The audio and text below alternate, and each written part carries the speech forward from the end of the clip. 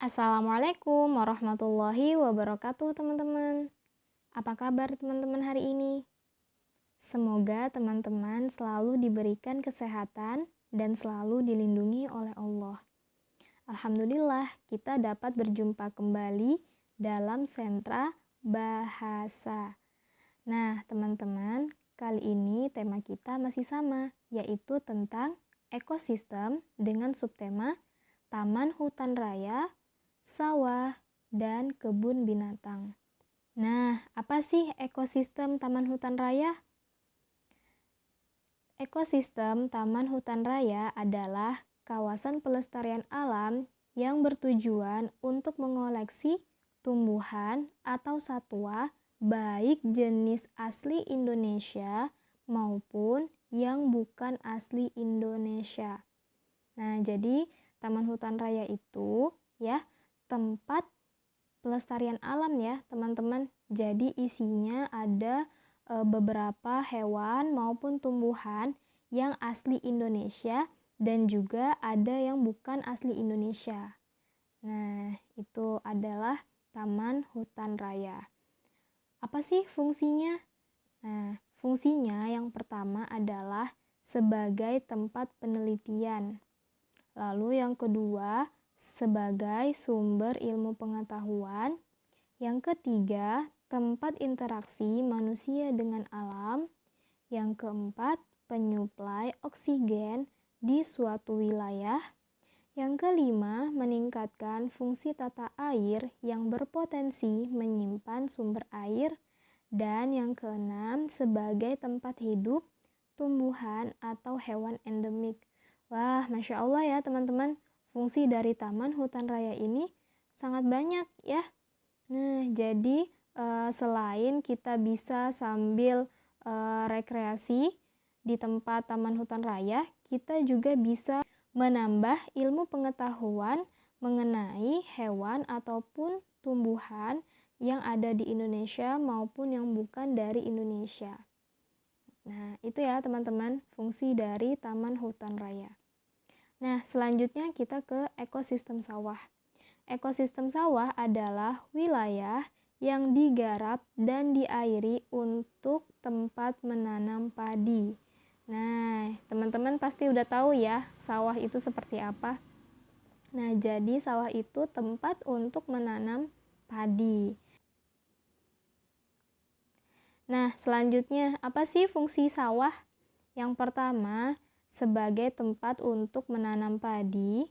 Yang kedua, sebagai sumber penghasilan petani. Dan yang ketiga, tempat berlangsungnya rantai makanan tumbuhan dan hewan yang ada di sawah. Nah, itu ya teman-teman penjelasan singkat tentang sawah. Selanjutnya kita ke ekosistem kebun binatang. Nah, ekosistem kebun binatang adalah ekosistem buatan yang digunakan untuk hidup berbagai jenis hewan dan tumbuhan sebagai sarana edukasi maupun penelitian. Nah, jadi teman-teman, kalau di kebun binatang ini, dia lebih dominannya adalah hewan ya. Nah, berbagai jenis hewan. Walaupun ada tumbuhan, tetapi tetap yang lebih banyak adalah hewannya. Nah, selanjutnya, apa sih fungsinya? Fungsinya adalah yang pertama, sebagai sarana rekreasi keluarga. Nah, jadi bisa sebagai tempat ya, tempat untuk rekreasi bersama keluarga. Lalu yang kedua, sebagai sarana penelitian. Yang ketiga, sebagai sarana pendidikan. Yang keempat, perlindungan dan pembiakan hewan yang hampir punah. Dan yang kelima, meningkatkan perekonomian suatu daerah. Nah, jadi teman-teman, di kebun binatang ini ternyata bisa juga sebagai tempat perkembangbiakan hewan ya. Nah, jadi hewan-hewan yang hampir punah biasanya mereka akan dirawat di kebun binatang. Nah, dan dilindungi di kebun binatang supaya dia tetap lestari, dia tidak punah. Nah, seperti itu. Itu ya teman-teman, sekilas tentang subtema kita hari ini, yaitu tentang Taman Hutan Raya, sawah, dan juga kebun binatang. Untuk lebih lengkapnya, teman-teman akan mempelajari di Sentra Sains ya dengan Ibu Upi. Oke, kita lanjut ke materi sentra bahasa. Nah, teman-teman, hari ini kita akan membahas tentang menyimpulkan isi cerita anak. Nah, jadi kita akan bahas tentang menyimpulkan isi dari cerita anak. Untuk menyimpulkan isi cerita anak, ada beberapa hal yang harus kita lakukan. Di antaranya adalah yang pertama, membaca dan memahami seluruh isi cerita dengan cermat. Nah, jadi kita harus baca dulu cerita dari awal sampai akhirnya. Nah, lalu yang kedua, kita bisa mencatat gagasan utama atau kalimat utama dari cerita. Nah, jadi kita bisa lihat teman-teman, dari awal sampai akhir ceritanya, dia ini bahas apa sih? Nah, seperti itu. Lalu yang ketiga, mengingat nama tokoh, urutan cerita, waktu, tempat, dan kejadian dengan baik. Nah, jadi sambil kita membaca isi cerita, kita harus ingat nama tokohnya ada siapa saja, urutan ceritanya bagaimana, kapan terjadinya, nah lalu tempatnya di mana. Nah, jadi kita bisa menemukannya saat kita membaca seluruh isi cerita. Lalu yang terakhir, kita tulis kembali cerita dengan menggunakan bahasa kita sendiri. Nah, jadi untuk menyimpulkannya, yang penting yang harus teman-teman ketahui adalah kita harus membaca ya, membaca seluruh isi cerita dan dipahami. Nah, nanti kalau kita sudah paham sama isi ceritanya, kita bisa menceritakannya kembali dengan menggunakan bahasa kita sendiri. Nah, seperti itu ya, teman-teman. Oke, nah kita mau coba baca, ini ada sebuah cerita anak, judulnya Semut dan Gajah. Di tengah hutan belantara, hiduplah seekor gajah dan gerombolan semut. Si gajah mencari makan sambil menyombongkan dirinya di hadapan gerombolan semut yang sedang mencari makan. Si gajah merasa dirinya paling hebat karena tidak membutuhkan bantuan teman saat mencari makanan. Berbeda dengan semut-semut yang berukuran kecil, mereka selalu bekerja sama dalam mengangkut makanan. Dasar hewan kecil, lemah, mencari makan saja harus bersama-sama. Lihat aku ini, punya badan yang besar dan kuat dibandingkan hewan-hewan lain di hutan ini.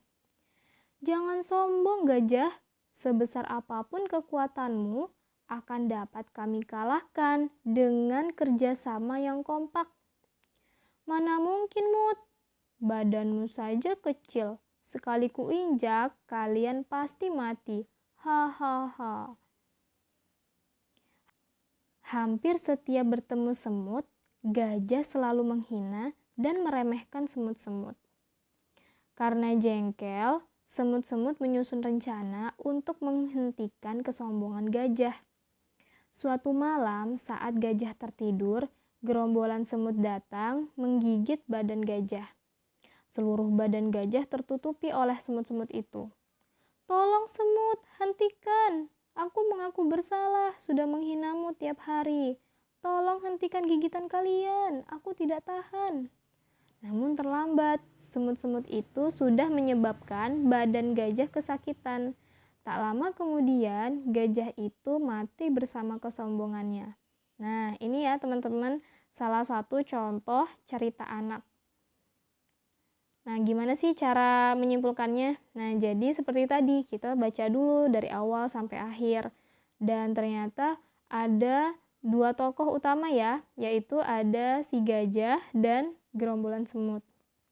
Sekarang kita masuk ke kesimpulan isi cerita. Nah, ini kesimpulan isi cerita yang Busuk membuat ya, teman-teman. Teman-teman boleh perhatikan. Kesimpulan isi cerita.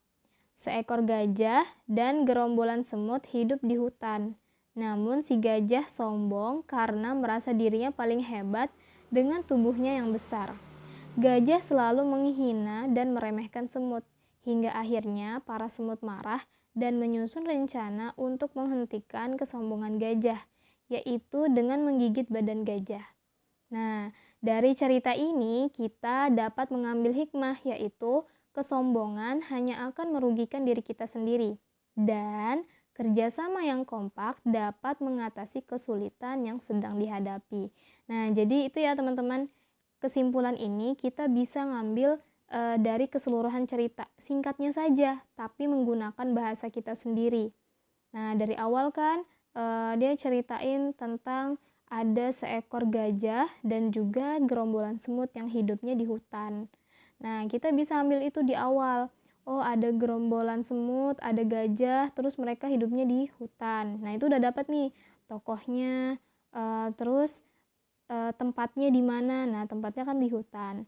Lalu kita juga bisa tahu wataknya. Oh, si gajah ini sombong karena dia merasa paling hebat.